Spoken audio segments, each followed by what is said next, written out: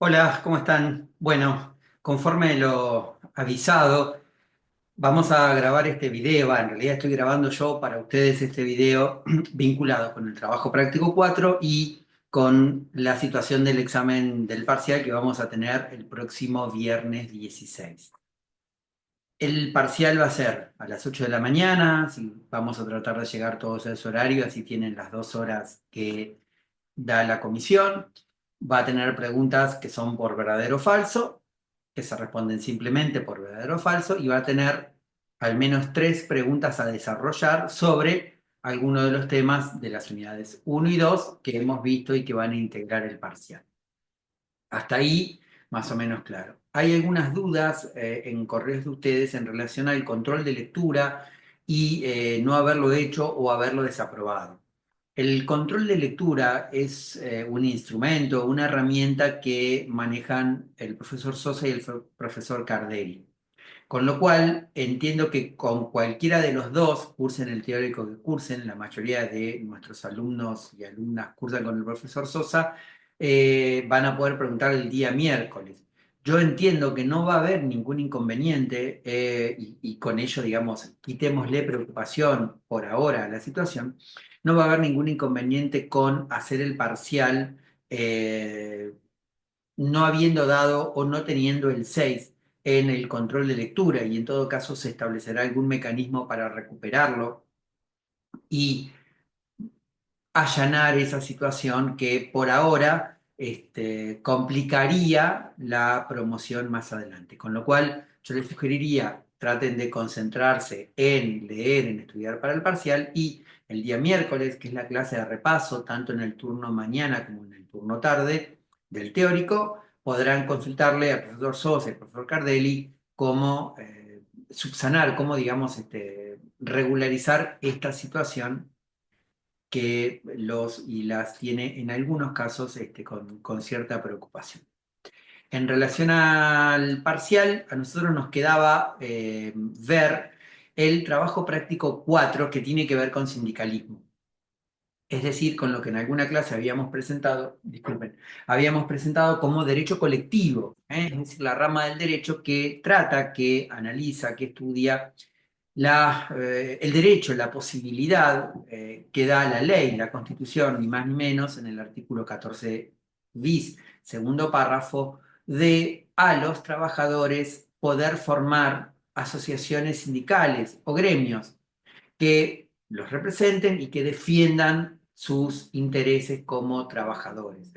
Con lo cual, el derecho a formar sindicatos por parte de los trabajadores tiene rango constitucional, con lo cual, ustedes ya saben, eso da una jerarquía de normas que no podría, digamos, el Congreso sancionar una norma que diga que los sindicatos son ilegales, porque esa norma sería inconstitucional, porque la Constitución está en el vértice máximo de la pirámide jurídica.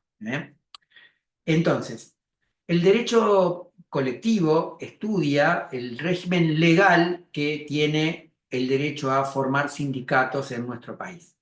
Es altamente probable que algunas de las preguntas que les hagamos tengan que ver con la estructura, con el modelo sindical argentino, es decir, con el esqueleto, con el armazón que la ley le da a esa potestad, a ese derecho de los trabajadores a formar sindicatos. Ahí ustedes tienen que referirse a la ley 23.551 y básicamente a dos características centrales, de las cuales después se van a abrir otras características, pero estas dos son básicamente estructurales, núcleos se dirían, digamos. La primera es lo que se llama el sindicato único por rama de actividad. Es decir, en nuestra ley, todos los trabajadores de una misma actividad, ya sea de una pequeña empresa, de una gran empresa, ya sean trabajadores del norte, de la Patagonia, de la provincia de Buenos Aires, de la capital federal, todos los trabajadores de una misma actividad deben nuclearse en un único sindicato. Es decir, el Estado le da la personería gremial, y ahí vamos a la segunda característica, el Estado le va a dar personería gremial solo a un sindicato por rama de actividad. ¿Sí? Entonces, sindicato único por rama de actividad como estructura sostén del esquema. Y personería gremial como la figura que el Estado otorga a aquel sindicato que es reconocido. Ustedes ahí habrán estudiado o habrán visto en los teóricos cómo se forma un sindicato, qué diferencias hay entre un sindicato con personería gremial y un sindicato simplemente inscripto. Y ahí habrán visto seguramente que los jueces, la jurisprudencia como fuente del derecho ha ido ampliando ciertas potestades, ciertas prerrogativas de los sindicatos simplemente inscriptos que no llegan a tener la fuerza de la personería gremial, pero hay, digamos, como un corrimiento, como una ampliación de derechos para ese tipo de sindicatos. Y al mismo tiempo, como consecuencia de tener la personería gremial, la aparición de ciertos derechos que son exclusivos, inherentes a aquellos sindicatos que tienen personería gremial y no a los que están simplemente inscriptos. Básicamente, los derechos que se derivan de la personería gremial son la potestad de celebrar convenios colectivos de trabajo, el derecho a llamar a una huelga, a una medida de acción directa, a una protesta de manera directa por parte del sindicato, a la posibilidad de tener obras sociales, de administrar obras sociales y a la posibilidad o digamos, a la consecuencia de que quienes integran el sindicato con personalidad gremial, quienes ocupan sus cargos, quienes sean sus delegados, van a tener la tutela gremial, es decir, el derecho que consagra la ley a que el empleador no pueda, pretendiendo usar como una represalia por la labor gremial, despedir a ese trabajador o trabajadora o cambiarle el lugar de trabajo, digamos, modificarle arbitrariamente las condiciones de trabajo. ¿Sí? Ese en cuanto a lo que llamamos estructura. Básicamente en el trabajo práctico, el que ustedes tienen, el trabajo práctico 4, si no me equivoco, en el trabajo se detallaba una situación en la cual en una empresa se mencionaban distintas categorías salariales. Bueno, las categorías salariales están dentro del convenio colectivo, con lo cual, si el convenio colectivo es una potestad del gremio con personalidad gremial, lo que se conoce como paritaria, la negociación salarial puntual dentro de un convenio colectivo, también le va a reconocer, le va a caber al sindicato con personería gremial. La posibilidad de llamar a una asamblea de trabajadores, o la posibilidad de convocar a un paro, la tienen en principio los sindicatos con personería gremial, ¿sí? La tienen los sindicatos con personería gremial.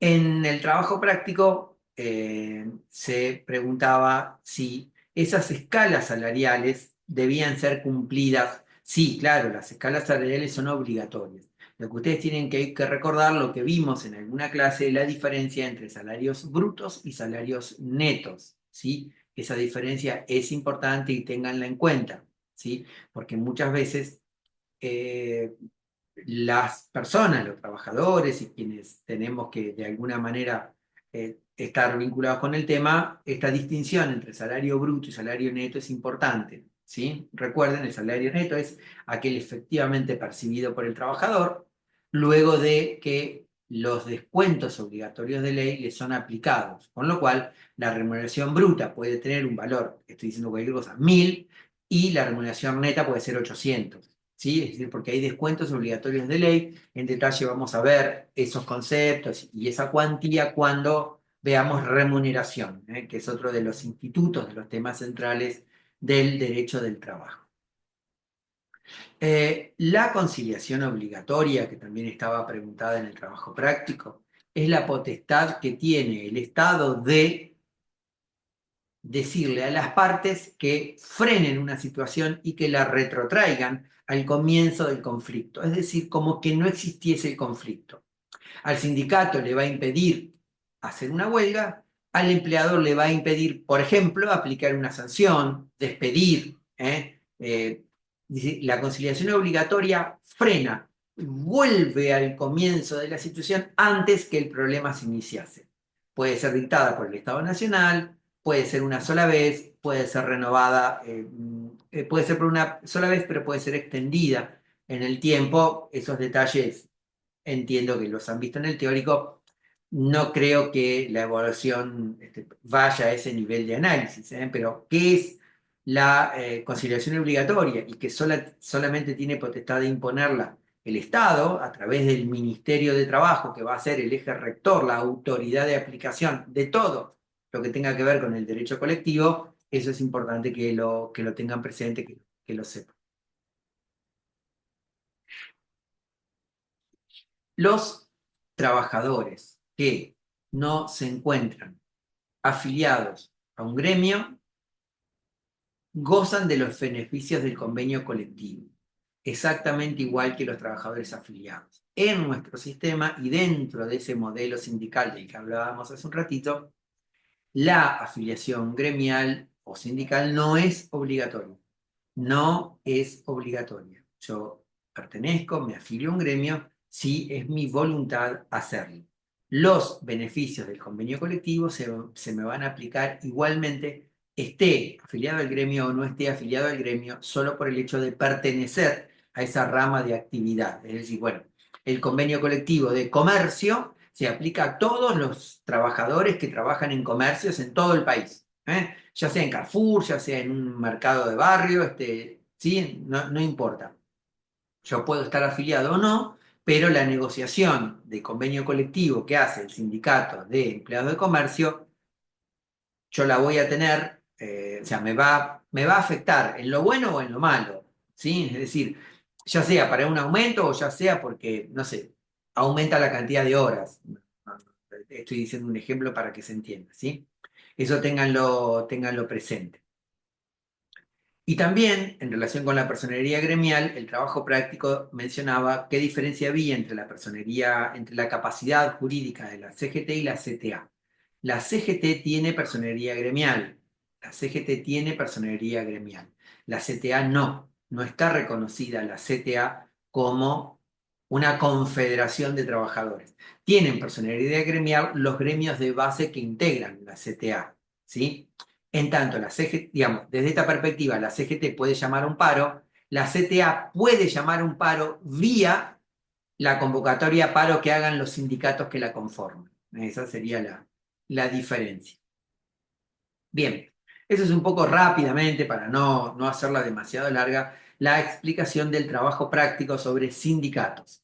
Cualquiera de las preguntas, ya sean en la parte de verdadero o falso o en la parte de desarrollar, que tengan que ver con este tema, va a ser sobre alguno de los puntos de los que yo mencioné acá, como para que traten de, bueno, circunscribir los temas a los que yo les expliqué recién, eventualmente ampliarlos, relacionarlos, ¿sí? Con otros puntos del programa o otros temas que hayamos visto, ¿sí? Insisto, el miércoles en el turno mañana y en el turno tarde es la clase de repaso. Cualquier situación problemática que tengamos para el viernes, por favor, avísenla y tratemos en la medida de lo posible de estar sobre las 8 para contar con las 2 horas, ese día no van a tener teórico, para contar con las 2 horas de desarrollo de la comisión para realizar el examen, el primer examen parcial, ¿sí? Bien, con esto entiendo que estamos. Quedo atento al correo, no siempre los puedo responder rápidamente, pero quedo atento al correo por si surgen dudas o situaciones a resolver.